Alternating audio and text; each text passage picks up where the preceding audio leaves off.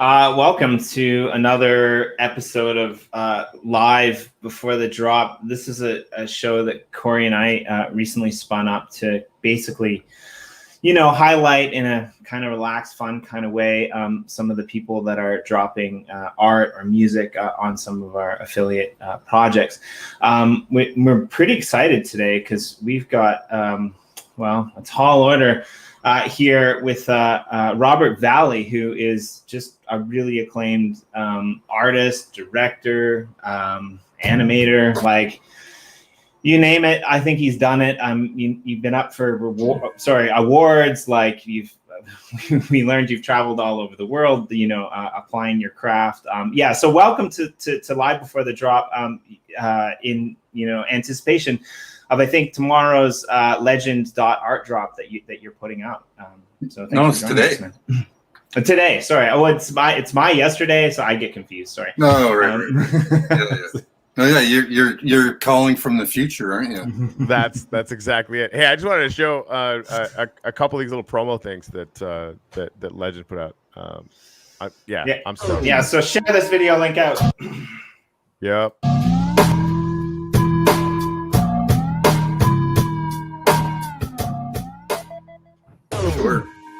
Short, right? Short and sweet.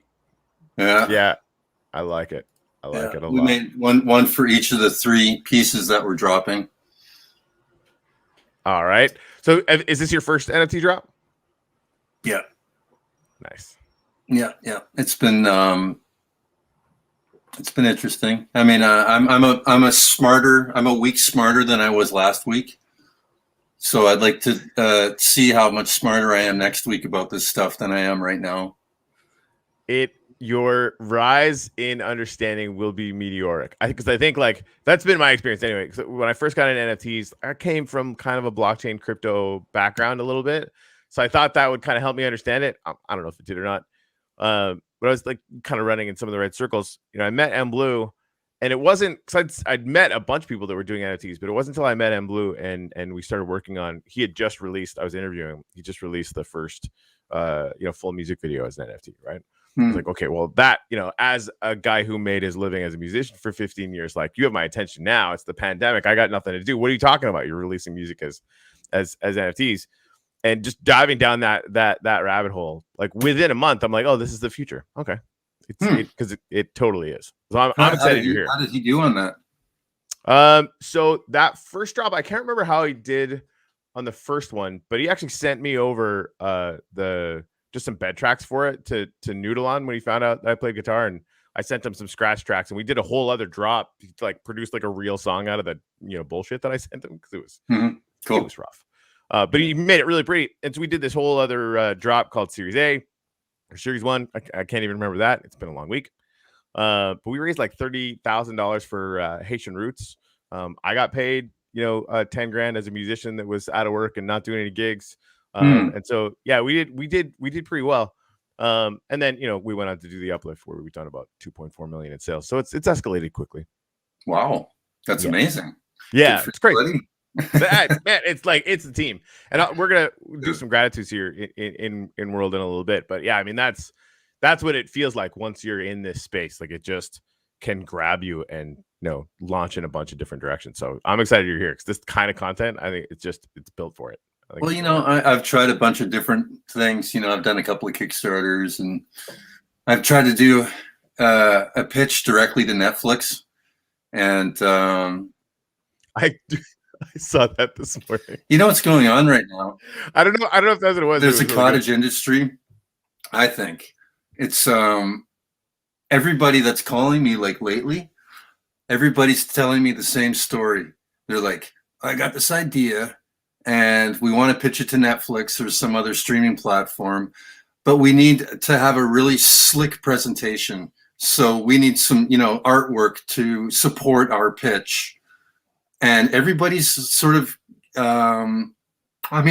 you're in Netflix, you must be in these meetings and it's like, oh, here's another pitch and some artwork from Robert Valley. And then the next guy comes in and goes, and here's our pitch. And we got Robert Valley to do some stuff. So they must get so sick of seeing my shit attached to so many different projects over there. You just get, just a direct line. And really, like with all these pitches, you just do all the art. You run like a docu-series on being an incubator, and boom, you're at the center of the whole thing. Yeah, it's a cottage industry, Right? It's like in Vancouver, there's all these fucking realtors making a fortune here. But then there's a cottage industry of people like doing all the graphic designs so they can stick their faces on the backs of buses and stop signs in the back of the yellow pages and all this sort of stuff. And not stop signs, but advertising on a stop sign. Yeah. Man, that's hilarious that you just brought that up, because a friend of mine, he does these things where he goes into he goes into apartments for realtors, and he sets up these 3D views of the thing. Yeah. And it's funny because when I saw I think it's the second drop, when I saw your second drop that Corey put up earlier, it's basically this panorama that keeps moving. And I envision myself, first of all, like standing in a museum or like with like VR goggles on where this was like spinning by me. And then I thought, well, I don't know, I might get sick with VR goggles. So like maybe I stand on a turntable and like I let that turn me, like some of those towers, that are built. And I'm like, it's just funny that you brought up the real estate industry. Cause like, I always imagine when I see things like this, like where I would like to optimize the viewing experience. And for me, it was like, that type of scenario. So totally off topic, but yeah, thanks. There was this, regarding that piece of art, there was a certain period where I was making art to hang in awkward places in your apartment. So if you had like a space above your fridge that was like this long, or a little bit of hallway space that was vertically like this. So it was specifically for the purpose of filling up those little awkward spaces with weird dimension artwork. I like it. I mean, did you ever go as far as the what was it? The Led Zeppelin album cover where you could like hang it in a corner with a mirror type of thing? No, I didn't know anything about that. Is that Led Zeppelin 3? Yeah, I think so. Maybe I can't remember, but it's the one with the man that turns into the dog. It was really cool, right? But yeah, I'm in love with this, man. Like this piece of art right here. Like it just, I don't know, maybe it's my Canadian university experience, but it just speaks volumes to me. Like, it's just like, I'm just really interested in the inspirations behind it. Like, it's got this weird, for me, it's got this kind of strange mono tintedness that kind of jumps out at you in a similar way that like, the black and white of like Sin City kind of appeals to your senses, but there's just so much going on in it. And then once you put it on that digital framework to allow it to just play through with the music, it gives it just this whole new element of like, I don't know, something that I've never even imagined could possibly exist before. So like, I'm just really like, I'm curious about you as an artist, but like this one to me, it blew me away. It's like, how many of these can I get? Well, really... look, I want to come into this space, this NFT space, and I'd like to sort of present all the skills that I'm bringing over from my animation background. So, in as much as this isn't fully animated, I worked with this compositor that's been working with me for the last few jobs. His name is Marshall Coulon.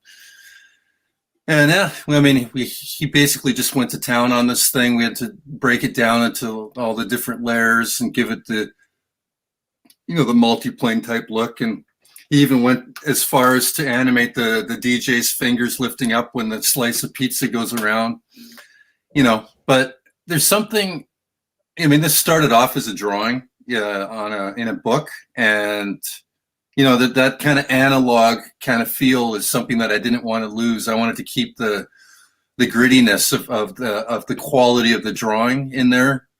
So in as much as this is a digital piece of artwork, we were consciously trying to keep it, a little rough around the edges. So you can definitely see all the line work in there. I'm super excited about shit like that, about line work.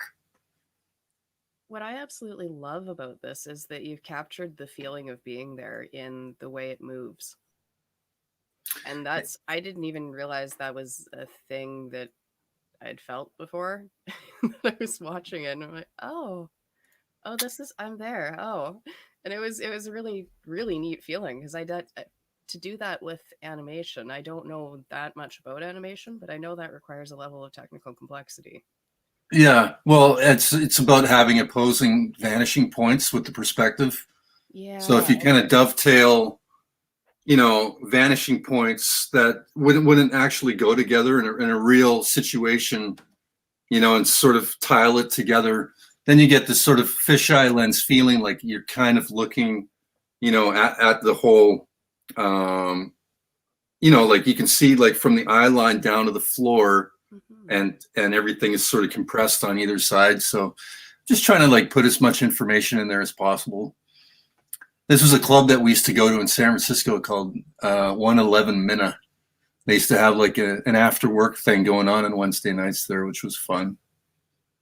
And that's really cool. So like, yeah, it's based off of that. Like, are some of the people in the crowd based off of like some of the regulars that used to show up? Like that you would, is that like, is this your view? Is this like from your, special table that you used to sit at with your mates? And this is like, oh, there's that girl passed out on the floor again. We know her.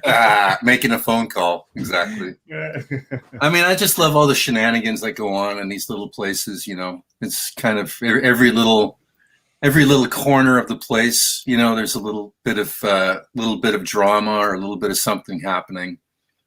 So it's but generally speaking, everybody's having a good time. So that's what it's all about. I'm curious a little bit about your color palette. I'm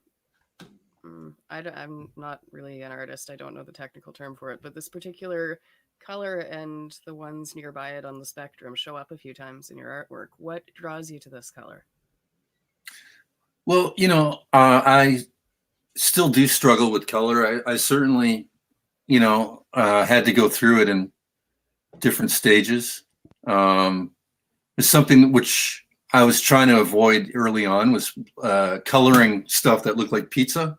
It's just putting all sorts of different colors in there. It has no harmony to it, so basically, and I still work like this. I'll work a piece of line art, just contour line, whatever it is, and then I'll shade it in gray tones, and the gray tones, they'll give it depth. It starts to, give the drawing clarity, background, foreground, so it starts to sort of give volume and depth to the drawing, but only in gray tones. That's called value. And then I kind of accidentally sort of in Photoshop combined a couple of layers. The modes of them gave me this kind of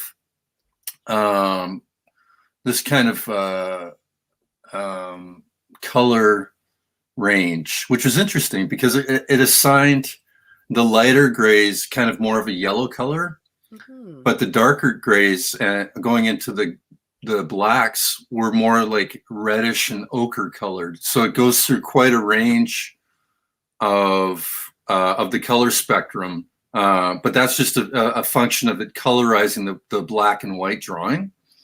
And I thought, that richness that's in there, I always thought was nice for stuff like skin tone, gave it a nice sort of rich skin tone. And, this is monochrome. So I thought, okay, I figured out orange and yellow and part of red, but then you could go in there, go right across the color spectrum, to its color complement. In this case would be blue.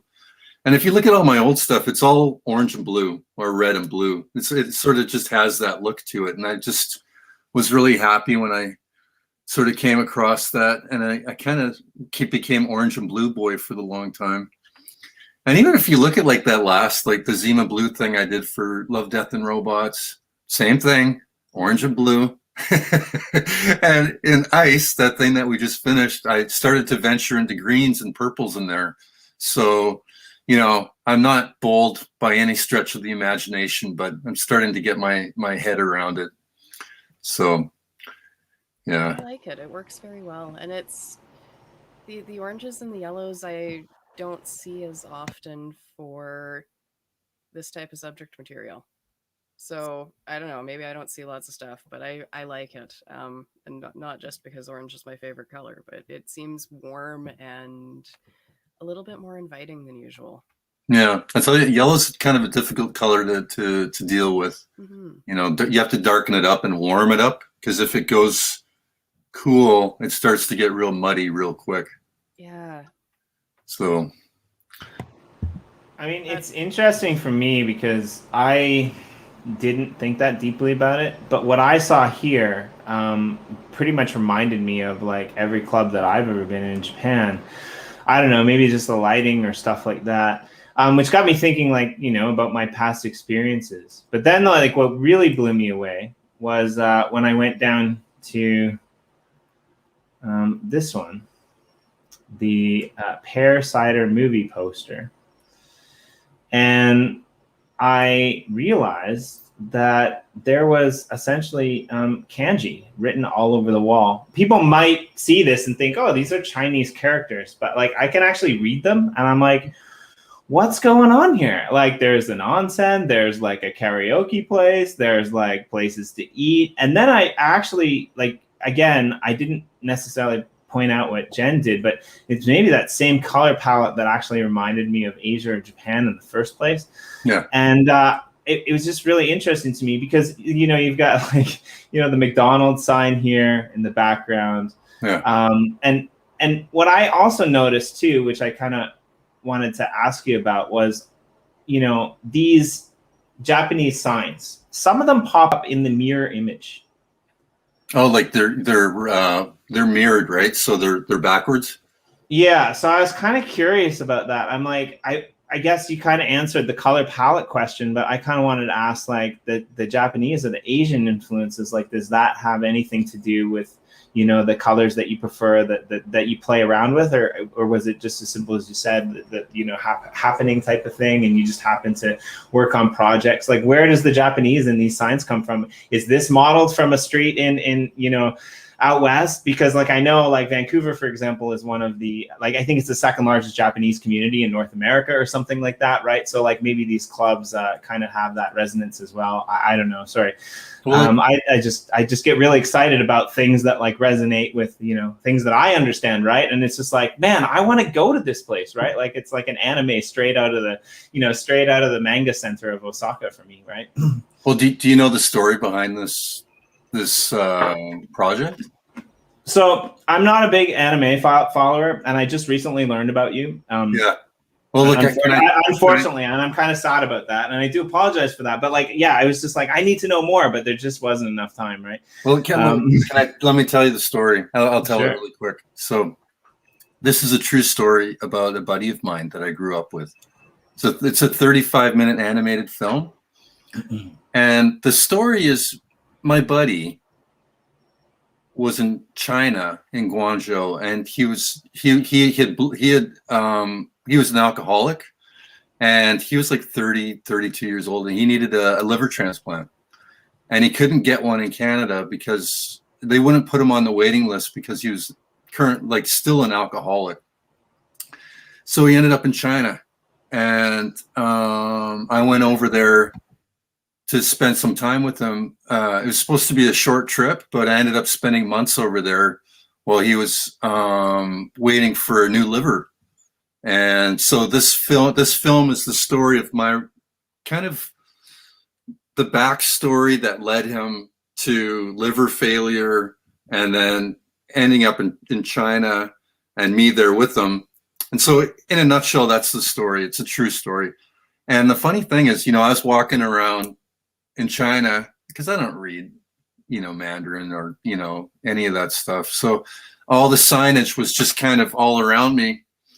So when I went to, you know, create this artwork, I just pulled stuff off of the internet. Just, to me, I couldn't tell the difference. And I mean, I've been called out, you know, by various people in Asia saying, what are you doing? This is backwards and upside down. And it doesn't make any sense. And just like what you're saying. So, you know, for me, it's just all backdrop. You know, I'm not trying to, I'm just trying to give it like that feeling like you're in Asia, basically. I mean, I love how amazing of an artist you are, but at the same time, how humble you are. You're just like, yeah, I just like, I throw this together as my craft because this is what I do and I know I do it well. Yeah, I mean, it totally took me off guard because I knew a little bit about your connection with Japan, so I wasn't expecting the story to come from China. I love it. That's great. You're like my new favorite. You're like my new favorite artist just from that story, I think. Yeah, I spent a lot of time in China there for a while. I don't know, like my brother was teaching there, and my best friend was there, and I got my graphic novels all printed in China, and I don't know, it just seemed like I was always going back to China for one reason or another. Oh yeah, and my buddy was getting that liver transplant. Yeah, so there was like a few years there where I was spending a lot of time there. That's awesome. I mean, that place will overwhelm your senses for sure, right? Like my brother lives there now as well, and it's just like I can totally, see how you could use it as a palette for just like crazy artistic, inspiration. I can't process always how busy that is, but I think you captured it really well in this. Well, what happened was, I went through this whole ordeal with my friend, and it's no secret that he didn't end up living at the end of it. I'm not giving anything away by telling you that. So when this whole ordeal was over, and this went on for a while, like I said, I was there for several months.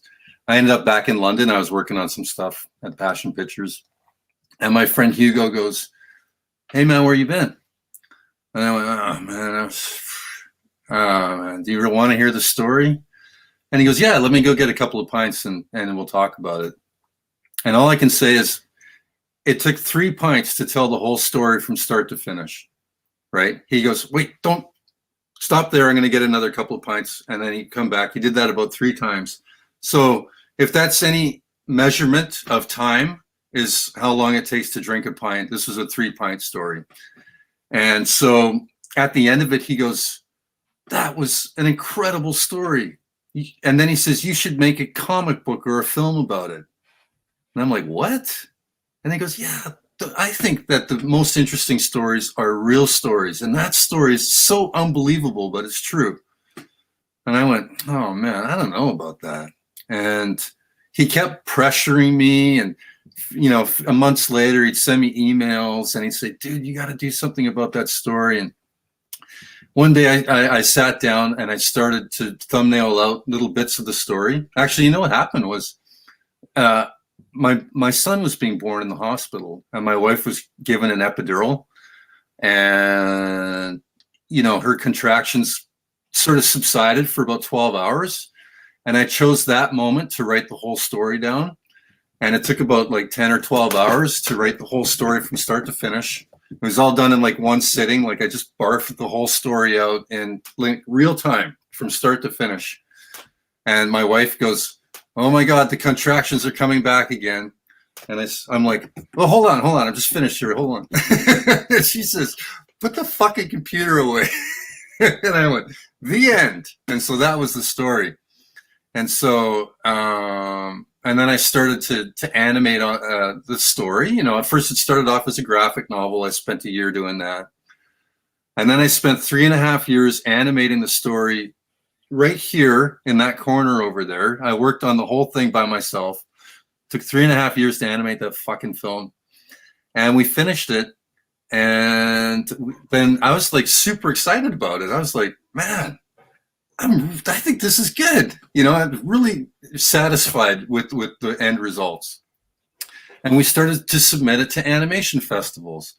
Nobody would touch it. I sent it to Annecy. No. Sent it to South by Southwest.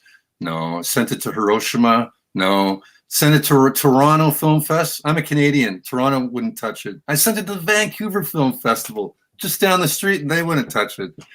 I'm like, oh my God. This is the film that nobody wants to put into their film festival. And then what happened was we submitted it to the Academy Awards.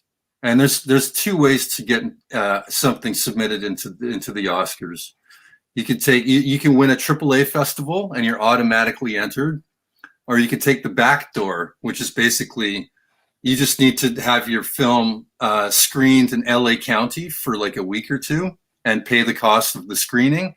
And it doesn't matter if anybody's there. Once you do that and maybe run a little article in Animation Weekly or something, then you automatically qualify for the Academy Awards. So that's how we sort of we got the official thing saying that we qualified.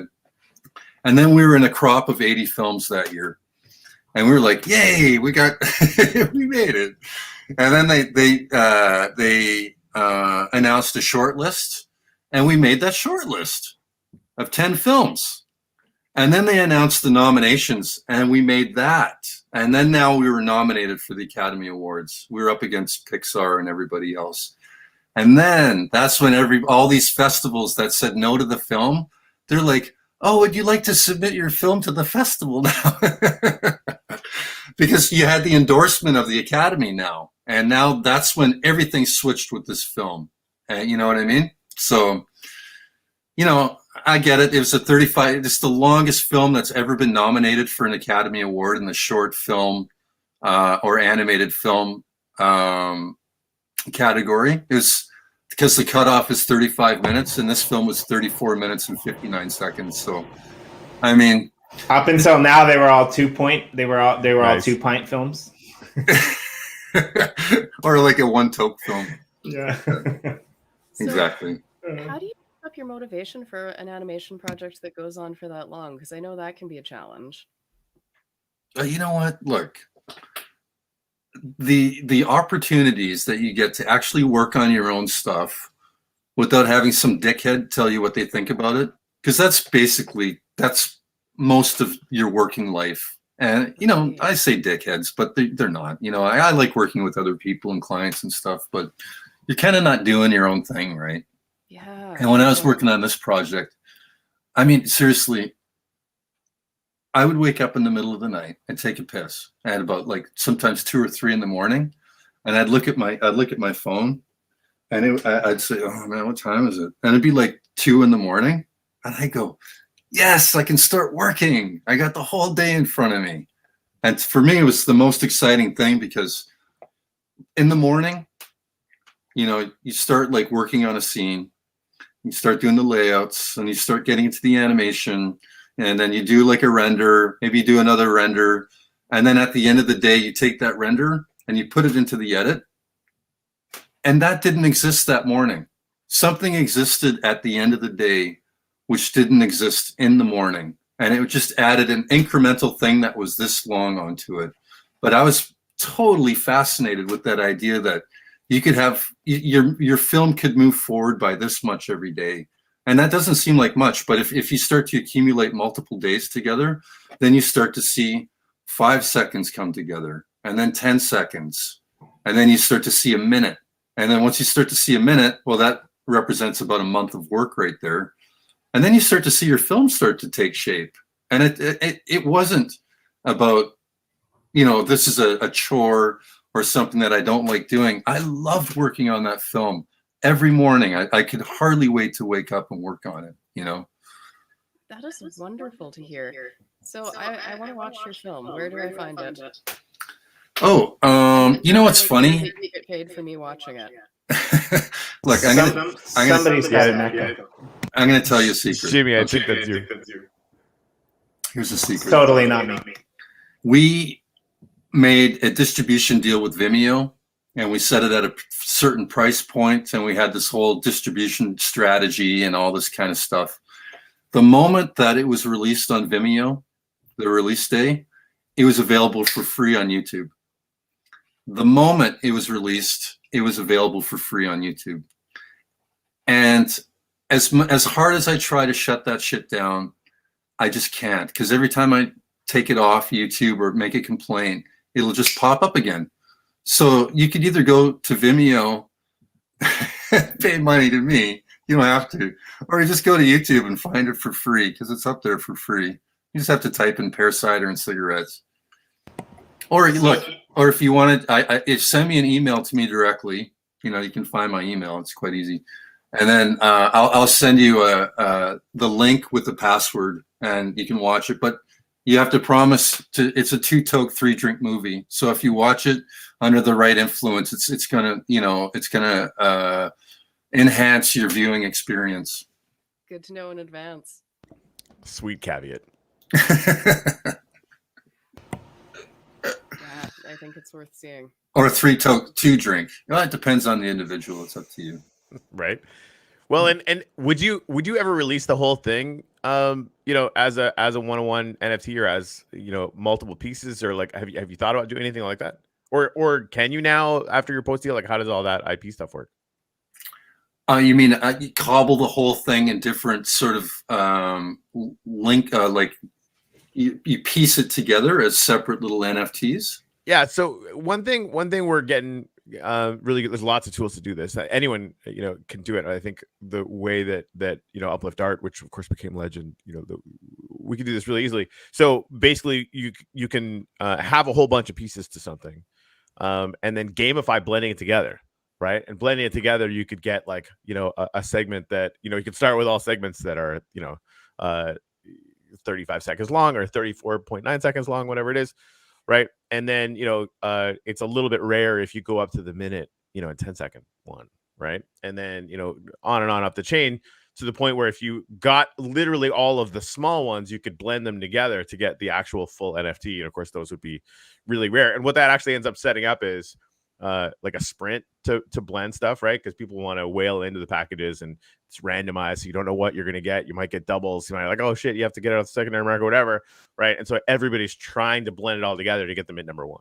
It's pretty cool. I wonder if that would work if it's something that already exists, because you're kind of repurposing it.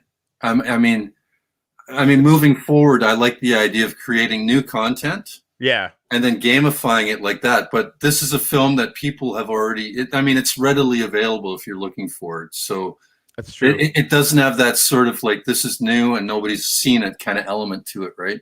Yeah, no, that's very true.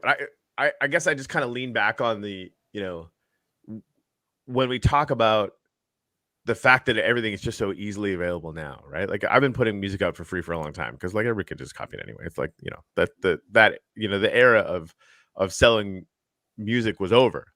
Now, even if I have stuff that's released, people are asking me to buy stuff as an NFT in a limited release, because then they own that shit and can buy, sell, retrade, yada yada yada yada. Right? Yeah. Like it's like a different level. Yeah. But I think you're probably completely right to be focused on new content because it's kind of cleaner and easier, and why not? And then of course you get the joy of actually creating the stuff, which is really fun. Well, my thought, I wonder about it. My thought entering this NFT space was, this first drop, this one here, mm-hmm. I kind of wanted to go back into my catalogs of work and kind of get like the best of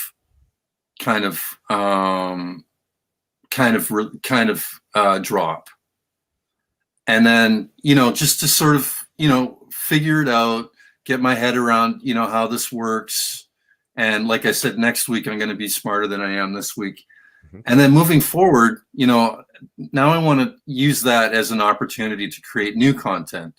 And the new content would be specifically geared towards making an NFT, like in the way that you're saying, because I'm not so much interested in just doing like a one-off image or one little sequence. I'm trying to piece together a longer bit of content. And like I said, I've tried doing the Kickstarter thing, and that was okay, but there's a lot of fulfillment involved with that. That was kind of hard to deal with. And I've been trying to present some stuff to Netflix, but you're lucky if you can get a meeting over there. So maybe this is the way. I'm hoping so. I love it because I'm all Sorry, about Jen, go ahead. making sure my creators get paid for whatever it is that I love. If I love your work, you need to get paid for it and be recognized for it. And that's the number one value of this whole system that appeals to me so much. It's been years since I have owned music or any kind of animation or anything because I couldn't. There's nowhere to buy it. I can have it streamed somewhere.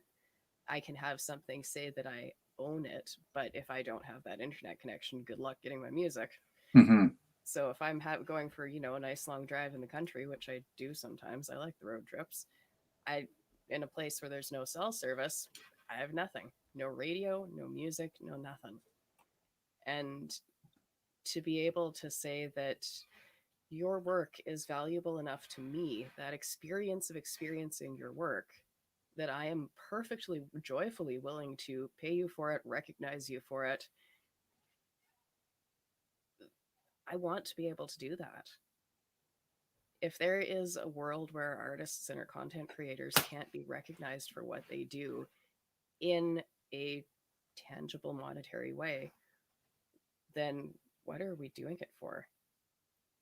We can't just trample all over people and say that you spent all of this time, all these years learning your skill, perfecting your skill, presenting it to the public, trying to get that meeting with Netflix, and then I'm just going to hit subscribe and you get maybe 50 cents and zero recognition. And why would I do that? Well, that comes back to the, like our carefully laid out plans for our distribution of that film. Because as soon as it was released, it was available for free. Yeah.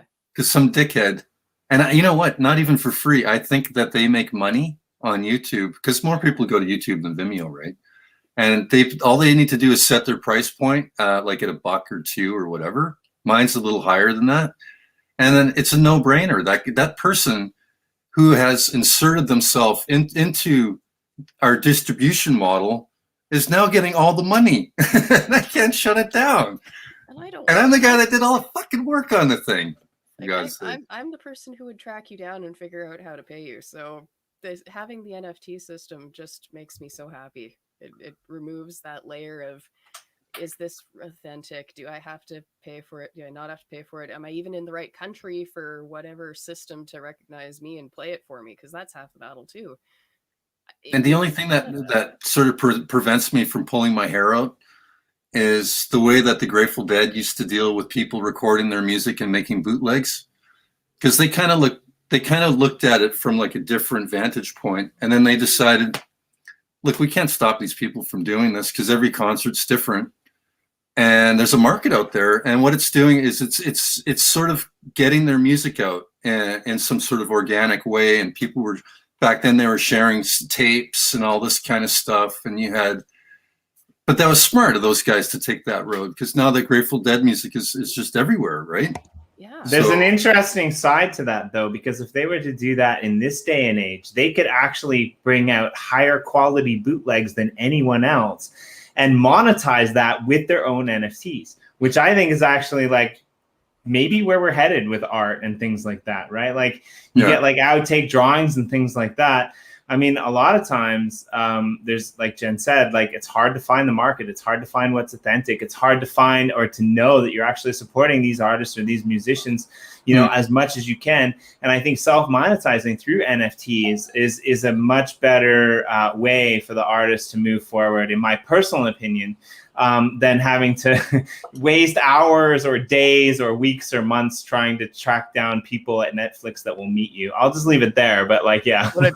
I think it's better for the fans too, right? I mean, fans coming in, you get, an original Robert Valley NFT or part of the collection, you whale into it. You're sort of, putting a stake in the ground like that, it in a very real sense is buying a piece of it, right? Where Patreon, like you'll get a thing or like, whatever it is that, gets thrown in there. That's fantastic. But where are you going to resell that, right? Like I want to buy 2 so I can keep one and turn around when Rob Valley blows the fuck up and sell it for $1 million. Like that's what's going on, all over the place in NFTs all the time. Right. And so, that way that, and not for nothing, Robert Valley gets a chunk of the secondary market for the rest of time. Also something that does not happen on Netflix to the best of my knowledge. 10%, son. I mean, it's pretty good. It's not terrible. My wife just woke up. She just turned the kettle on. Can you hear that? I can't. Okay. Thanks for telling us. Yeah. A very good time. It's fucking early here, man. Right? Yeah. Thanks for coming on, by the way. Look, the sun's coming up. Since we've been talking, the sun's coming up. Right. Oh man. I usually save this to the end, but like I'm gonna do it now because I really like you, and we usually say, like, when we like people, please come back. That's what we do. You're not the first person here on live before the drop, but you know what? I would really like you to potentially maybe be the first person that we spin up a new series for called, Live After the Drop, because like I want to follow this Robert Valley journey, through. Next week and the week after, and all of these basically, emotions and insights that you have that like will enable both you and other artists and the whole industry as the whole industry. when I'm a week smarter down the road. Or, you know, you're a busy guy, so I'll, you know, 4 weeks smarter. That's okay too. Like I keep telling everybody, because there's some people that are working with me on this stuff. So we've made up a little financial arrangement. And I said, look, we're going to make somewhere between $0 and $100,000, which is accurate. It's not precise, but it's accurate. And it'll be somewhere it'll be in that range. So they get a percentage of something in there, and we'll see what happens. Yeah. That's good, man. Yeah, I think you're gonna do all right. This stuff is really, really good. Well, yeah, and it's not gonna be 0 because I'm gonna buy shit for sure. So now for nothing. When is look, all you can do, and I've noticed this every time I get involved in some sort of like thing that involves some sort of e-commerce or something that you're offering up on the internet. All you can do is set the table and present it with the best stuff you can. But there's a certain point, that's all you can control. And everything after that is, you don't know.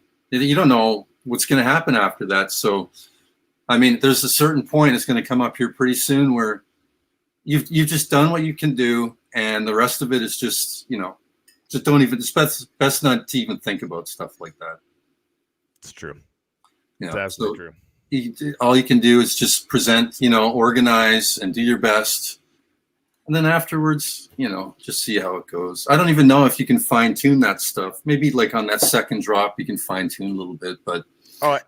You learn, no matter what happens, you learn every single time. You know, in my mind, there's a conscious decision to plan the drop this week, because I knew that the Emmys were going to be taking place right around now, and we knew that the ice from Love, Death, and Robots was going to be in contention. Yeah, but I was going into this wanting to drop right before the Emmys, because in my mind, I didn't think I was going to win, because we were going up against Disney, we're going up against The Simpsons, and so I was kind of thinking about a strategy that we could sort of, you know, pull out a certain amount of organic promotion or whatever. But I was basing the whole thing around not winning. Mm-hmm. And that's why we did it on the 16th, because I thought that the Emmys were next week. But as it turns out, the award ceremony was this past weekend. And we won. So I totally wasn't expecting that. So, you know. Oops. So it's going the other way around, and now dude, many people know that you exist. That is and awesome. Maybe they'll hear about this. Oh yeah, I mean, anytime you're going up against Disney or anything like that, it's just like, we're not going to win. Right? Exactly. Like, yeah. Hey, Jimmy. Apparently, in the description it says the drop is tomorrow. Are you trying to scoop all this shit up for yourself? No, yeah, that's exactly what I'm trying to do. No, okay. I can't. I can't. Two of the drops, if memory serves correctly, are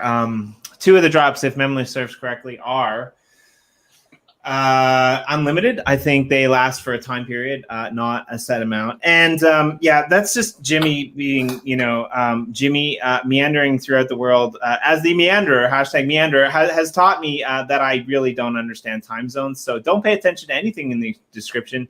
Pay attention to what happens on the Lgnd site, Lgnd.Art, the headliner that we showed before, with Robert Valley's name on it. That's what you want to pay attention to. Yeah. You'd think after 18 years you'd figure out the time zone thing by now, Jimmy. Well, I mean, I was kind of like into my own little world until I met, like Corey and M Blue and all these guys, and now we're like Eastern Standard, Pacific, like we're all over the map. Like, yeah, but 18 years, like, I mean, I pretty much lost track of time when I got a multi-functional device, which was a smartphone, because like the clock was no longer staring me in my face, which is pretty nice. I mean, in one way, but we should do some gratitudes, Corey.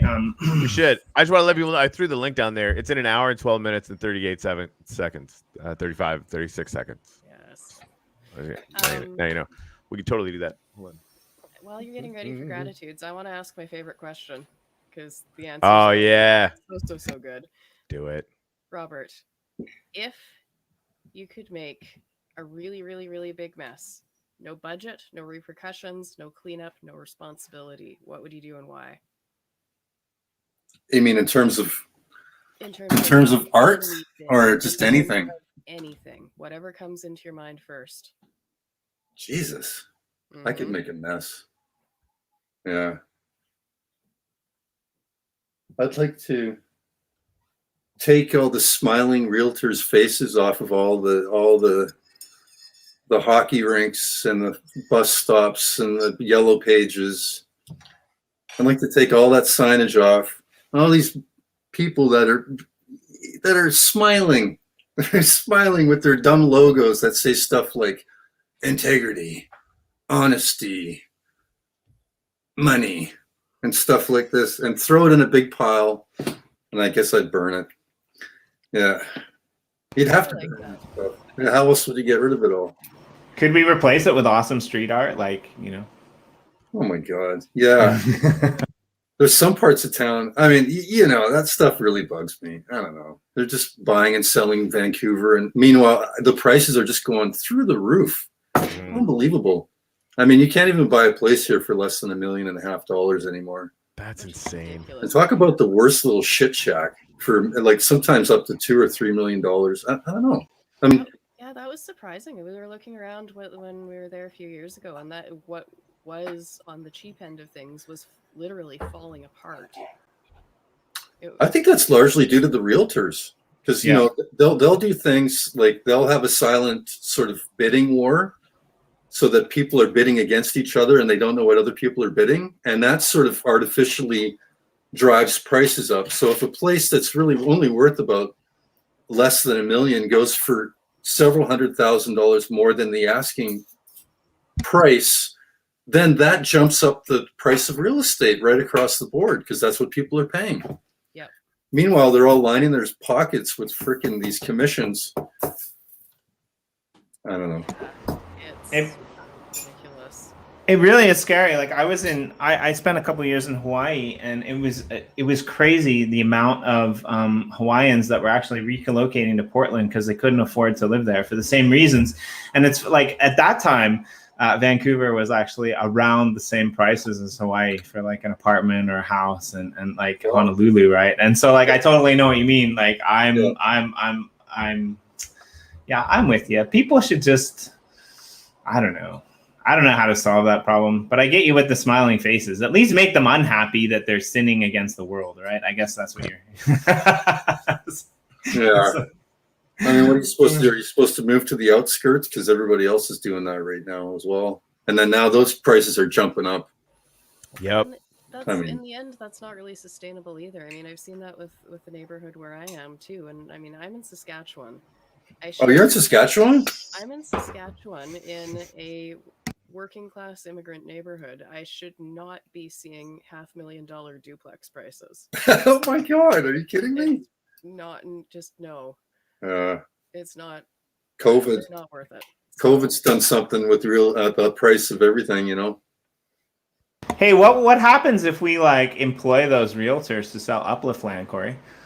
No. Then Rob's gonna come in and be like, down with these motherfuckers, and he'll be right. Okay. Fuck that shit. Now, I mean, down the road, people are already flipping land, right? But they're doing it by going in, creating value, and then putting that back on the market. Like, okay, yay, yeah. Right?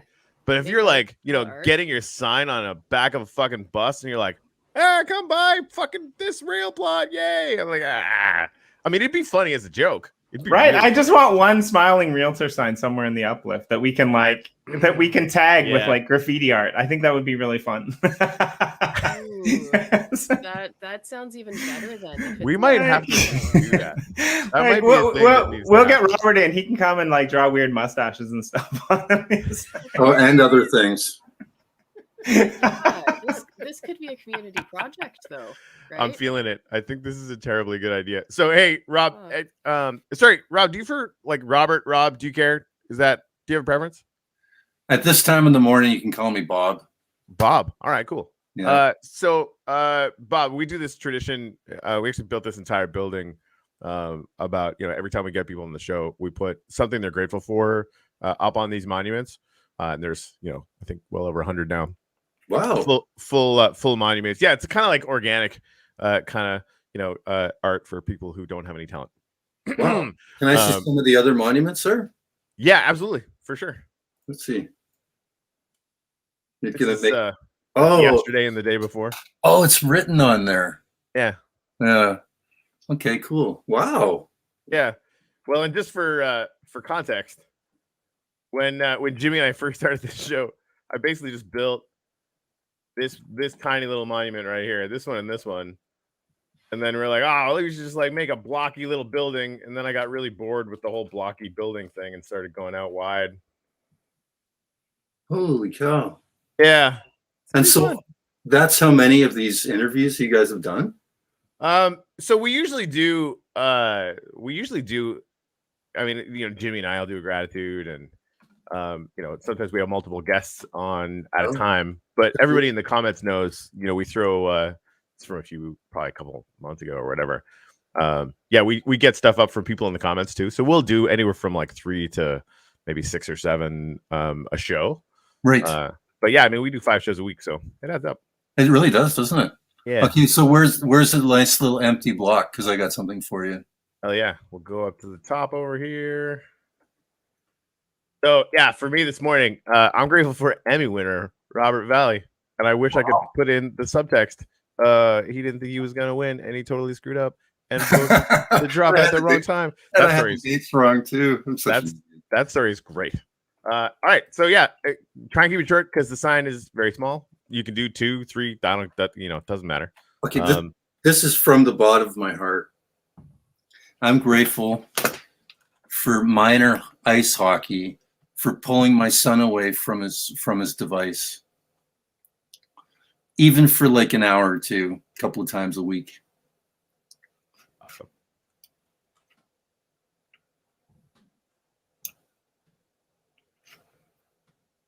All right, That's some pretty wordy shit, right? You could just say we can make it work. We can make it work. Yeah.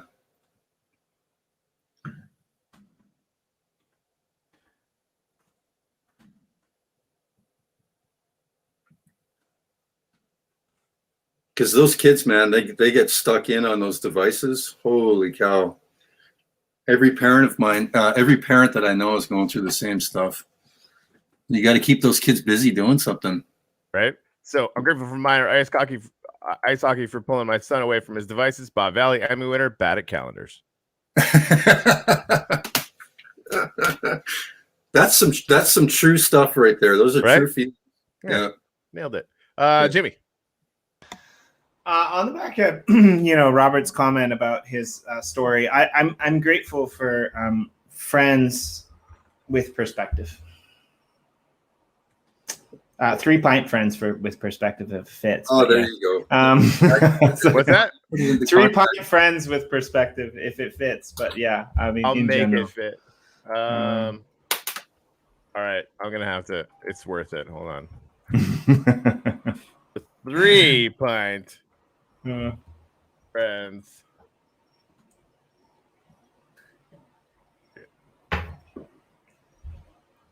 That's really cool, that accumulation of people's thoughts there. I think that's really neat. Yeah, I agree. Jen. I'm grateful for artists. This is a wonderful, delightful, fun way to start the day.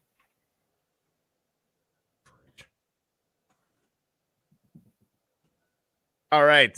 Couple in the comments, at least one. TC, grateful for early mornings. Thanks, man. Shout out to TC as well. If you like, TC's putting up a gallery of like all of these different people. He mentioned it earlier when you were talking, Robert, but he said your art's great. He would love to sometime maybe potentially even put up a piece of your art in the uplift. We've got the ability to put up things. Jen, our resident art putter upper. I don't know. Do we have a name for upper? That was fantastic. Like, you get paid for this. I'm gonna be the art upper forever now. So she puts up people's NFTs and things like that, like images. You might have saw like down below the billboards that are put up. These are all like rendered images into the world. So Yeah, I mean, I'm really happy that you have experienced the uplift, Robert, and I think like I would love to see some of your art in here too as well. Oh, yeah. Sometime. Hey, TC, give me the coordinates to your to the gallery you're building. I haven't checked it out yet. We'll head over there. This is the thing, like these billboards like this, like we should, Bob, get some kind of like the billboard you hate the most, like colorize it, change it, artify it or whatever, and then just draw dicks on it, and I'll put it up somewhere. Okay, right next to the Uplift real estate office. Wink. Oh yeah, that is hilarious. That's what you need there is the real estate with the signage all over the place. It's inevitable. And when you scan the QR code, it takes you to Robert's drop. Yes. Oh, I'm so mad we didn't do that. Well, I guess the drop said it was going to last for 99 hours. That's a lot of hours. We could just do that. Yeah. I would kind of work on that plot I have that looks a bit like it's falling apart and on fire. That would be an appropriate place for graffitied posters. Right? Mm-hmm. All right. So, yeah, this is our buddy TC. He's been building this gallery. I'm pretty sure this is all kind of art from the NFT space. Well, and you can hit, like, all these QR codes work, which is kind of fun. You just point your phone at them. Oh, yeah, so I think his goal is to like showcase some of the best NFT series, like that in the wax ecosystem mainly. But yeah, like that's what he wants to do, and it's really cool. And he's paying Uplifting to put all of these up. So, if you got a series, reach out to TC because he'll probably be more than happy to feature you in his gallery. Oh, that's awesome. So this just goes straight to. That's awesome. This is just goes straight to a bunch of the collections themselves. That's cool.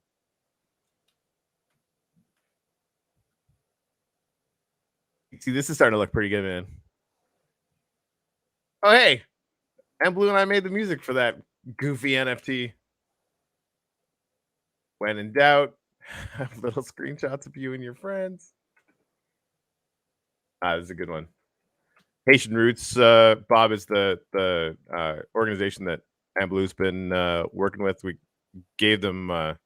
last year from that Series 1 drop, we gave them $30,000 for oh yeah, you mentioned that. Wow. Yeah, for that's buying incredible. food. And we set a ridiculous goal to build them. They need a new school, so we set a ridiculous goal back in December to raise $450,000 to build them a school, and we're currently sitting at $750,000 to build them a school. So wow, that worked out. And really, like we were just taking a percentage of land sales. Like we just decided to see if we could do something good while we were standing up the uplift. And so where's that school?